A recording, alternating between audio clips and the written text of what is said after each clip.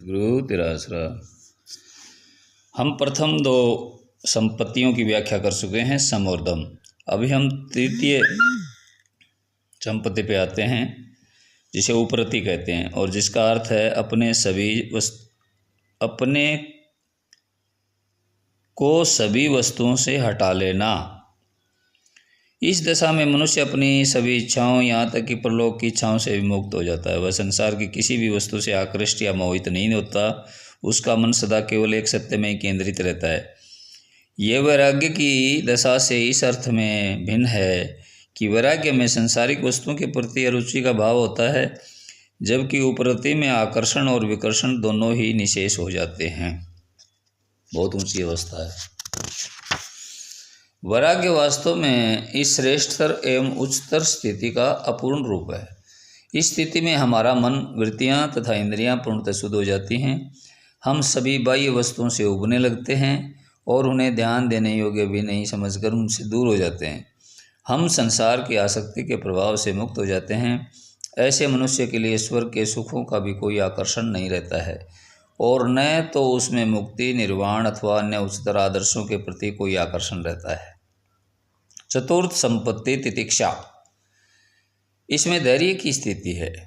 ऐसी स्थिति में मनुष्य ईश्वर प्रदत्त सभी वस्तुओं में पूर्णतः संतुष्ट रहता है। उस पर मान, अपमान, भर्त्सना एवं आघात का कोई असर नहीं होता।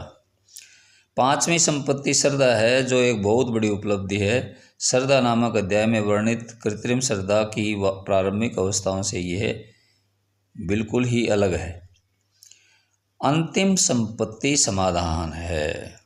यह वह स्थिति है जिसमें मनुष्य अपने आप को पूर्णतः मालिक की इच्छा पर छोड़ देता है और उसका उसे ज्ञान भी नहीं रहता है। इस स्थिति में मनुष्य पूर्ण रूपेण ईश्वर प्राण रहता है और अन्य कोई विचार उसके मन में नहीं आता।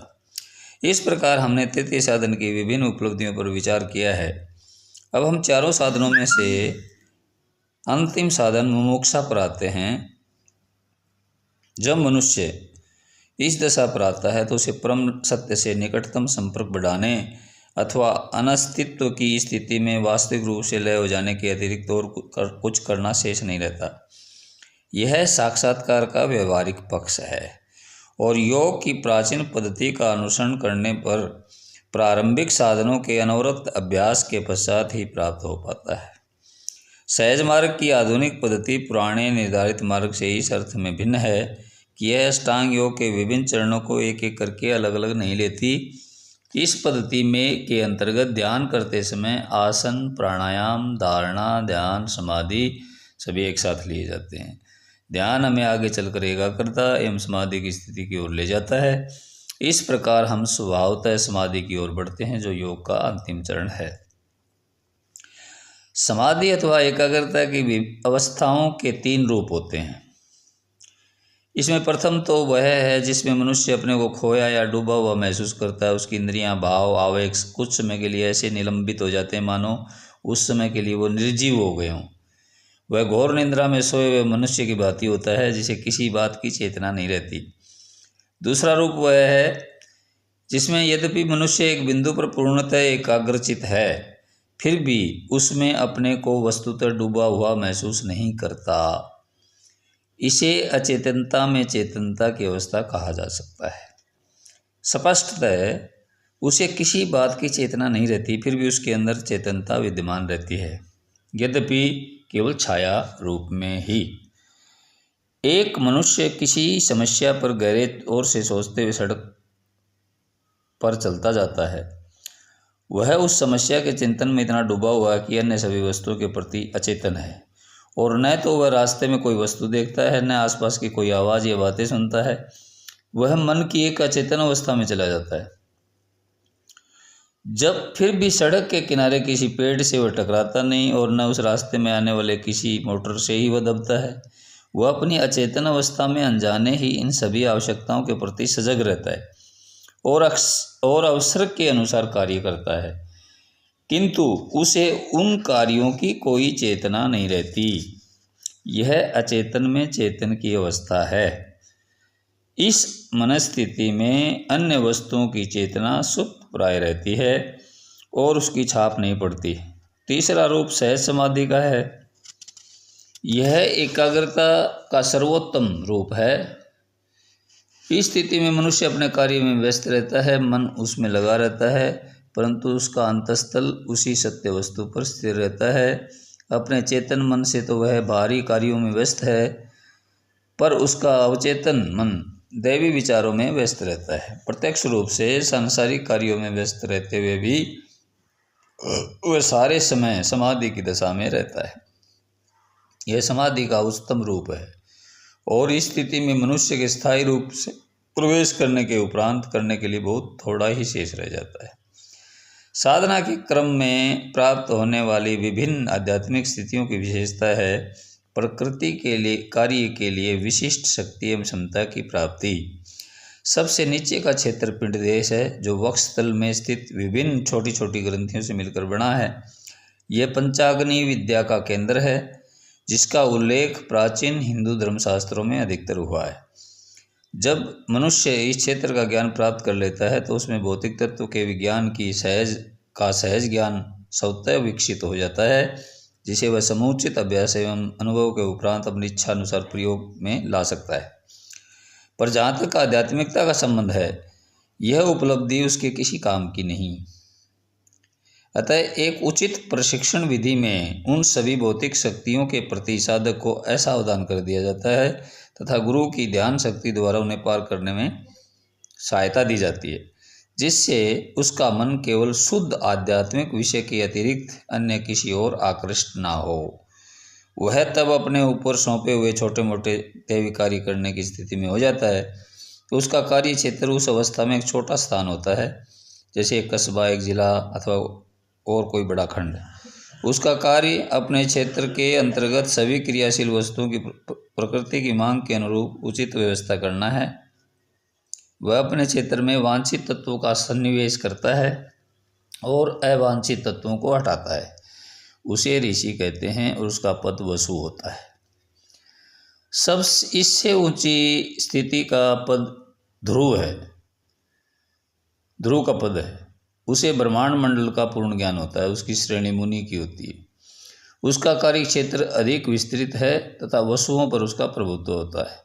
उसका कर्तव्य है वातावरण से समस्त अवांछित विचारों एवं भावों को दूर कर उसे स्वच्छ करना। दैनिक कार्य के अतिरिक्त उसे उस समय के लिए सौंपे गए अनेक कार्य देखने पड़ते हैं।